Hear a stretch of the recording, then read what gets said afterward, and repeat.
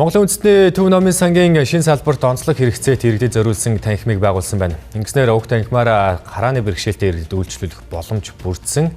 Өнөөдөр Монголын нууц товчоо Кирилл болон Braille үсгийн хослолмол хэвлэмэлээр бүтээж тус номын санд хүлээлгэн өглөө.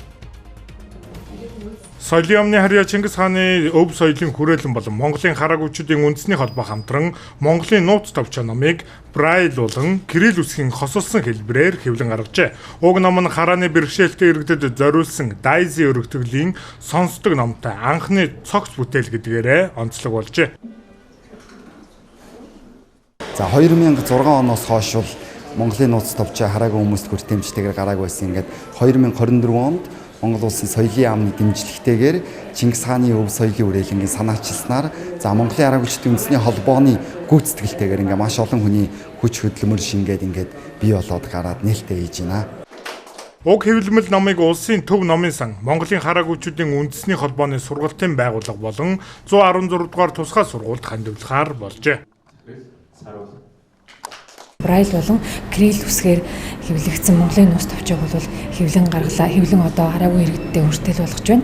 За өнөөдрийн байдлаар бол Монгол улсад нэг 12600 гаруй хараагүй иргэд байгаа. Үүнээс бол 3000 гаруй нь бол нийслэл хотод, за улсын 9000 гаруй нь бол орон нутагт байна гэж байсан гэсэн тоо байдаг. За энэ Braille үсгийн технологи Монгол улсад нэвтрээд 20 жил болсны дараа энэ 20 жилийнхээ ойд бид нар энэ Braille үсгийн номыг 4 ботоор 2 аудио буктайгаар одоо олон нийтэд зориулсан хэвлэн гаргаж байна. За энэ бүхэн бол юу гэж байгаа юм гэхээр зэрэг манай харааны бэрхшээлтэй иргэд одоо ямар нэг байдлаар унших эрх чөлөөгөө хангаж чадахгүй байх одоо тэр боломжийг одоо тийм хэцүү одоо байдлаас салж яана л гэсэн.